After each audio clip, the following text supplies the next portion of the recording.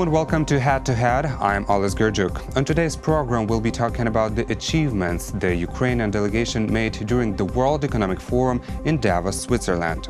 Joining us in the studio is Julia Osmolovska, Executive Director at the Institute of Negotiations. Hello and thank you for being with us today. Hello.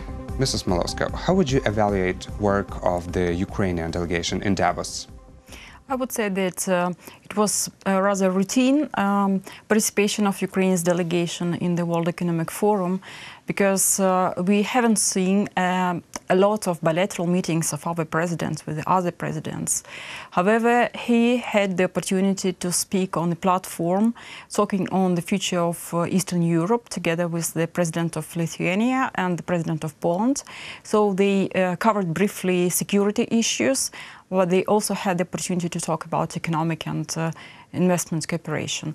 So from points of bilateral results, probably worthwhile to mention the meeting with the director of International Monetary Fund, Christine Lagarde, and right. They discussed the possibility of renewing cooperation with the IMF of Ukraine, which has slowed down a bit in last year, and we're still expecting the next tranche of credit guarantees from the IMF.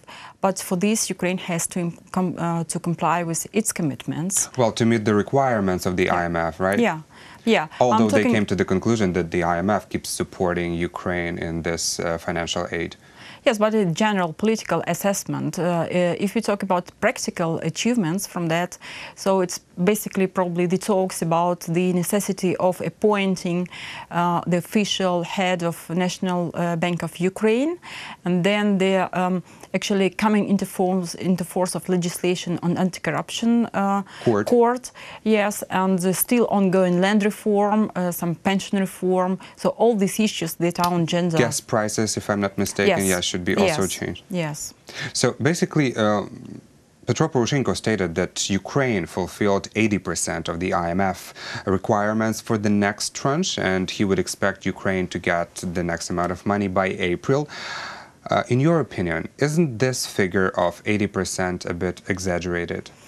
It couldn't be exaggerated, but this 20%, remaining 20%, could be the hardest one to achieve. The hardest so one. The answer is the essence of this 20%, and it's probably the most challenging part of our commitments in front of the IMF.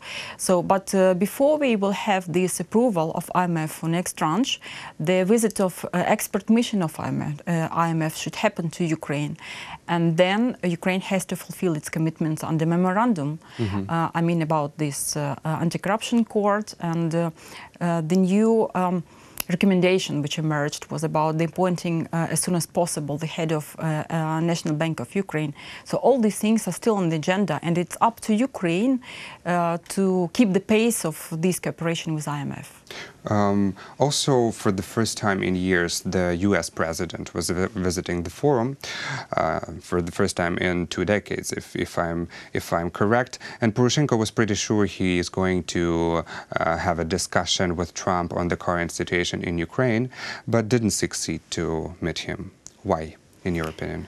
Well, there could be plenty of reasons. The official one is that Mr. Trump didn't have enough time to have all of the meetings that he wanted to have. This is according to the explanations of the American side. However, there also could be some sort of shortfalls about protocol services of the both sides. They didn't manage to get the right timing and to fix this time for meeting of our presidents.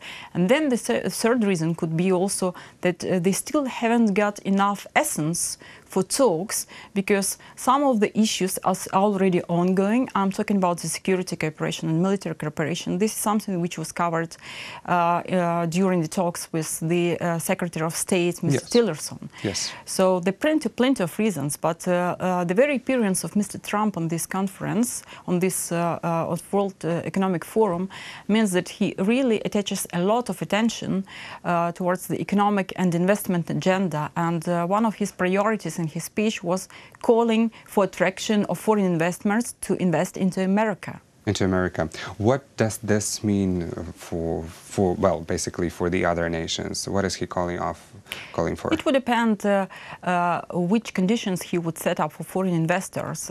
These conditions should be quite attractive for them to invest into American markets. So we haven't got a lot of detail of what is on top of his proposals.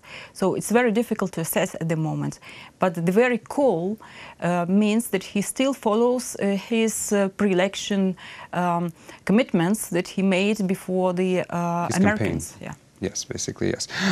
How about the talks with the Rex Tillerson? How did they go, and what are the results? Well, they're quite workable.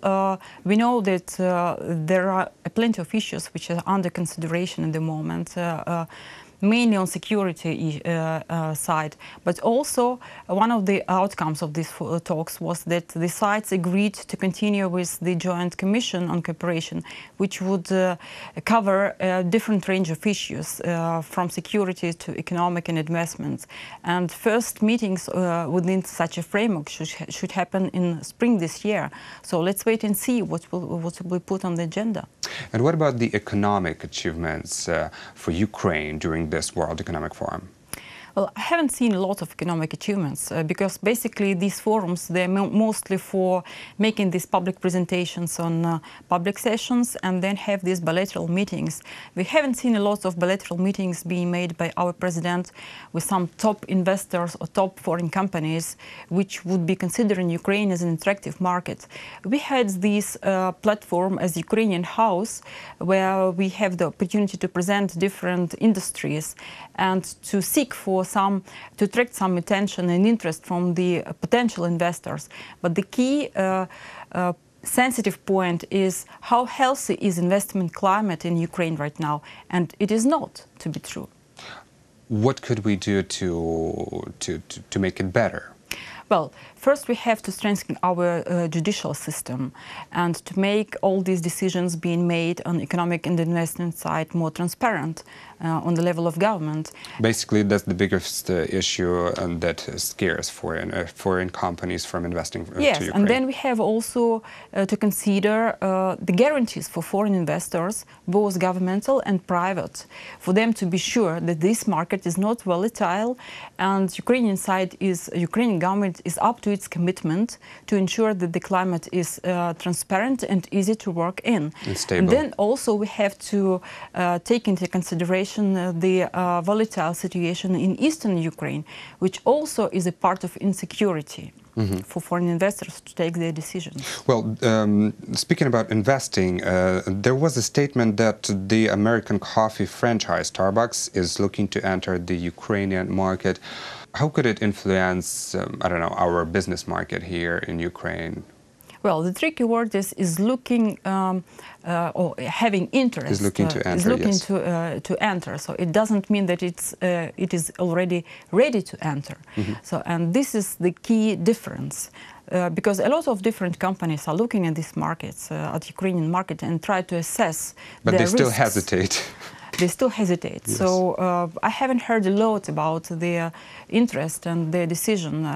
They could be done possibly in two options, either of buying or selling franchise of Starbucks to Ukrainian partner, or to get with direct foreign investments.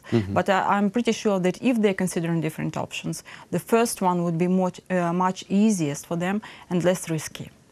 Well, among other statements, it is said that in 2021, Ukraine will receive the prospect of membership in the EU. What would this word prospect of membership mean, in your opinion? It means, it depends on where this statement comes from. So if it comes from Ukrainian side, it's quite predictable, because Ukrainian side always talks about the open door to have this perspective of EU membership. It's more essential to understand what our European partners think about this. And this is more sensitive and challenging issues for the time being, because EU is not in the stable state at the moment. They're quite fragile. So talking about just political statements of possible future Ukraine's membership in EU, it's a bit risky at the moment, and I would probably refrain from this political rhetorics, rather to prove with our actions that we are ready and we could be a reliable partner in the future. And this would help to make things move.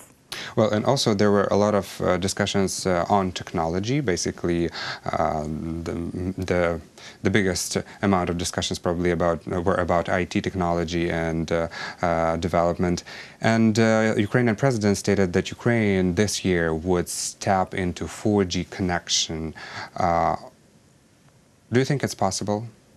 Yeah, I think it's quite feasible, because everybody understands in Ukraine that this is one of the elements that we could adjust with the pace of development of the developed economies in Europe. And also, this particular industry in Ukraine is quite developed, and it is considered to be one of the main drivers of Ukrainian economy in the future.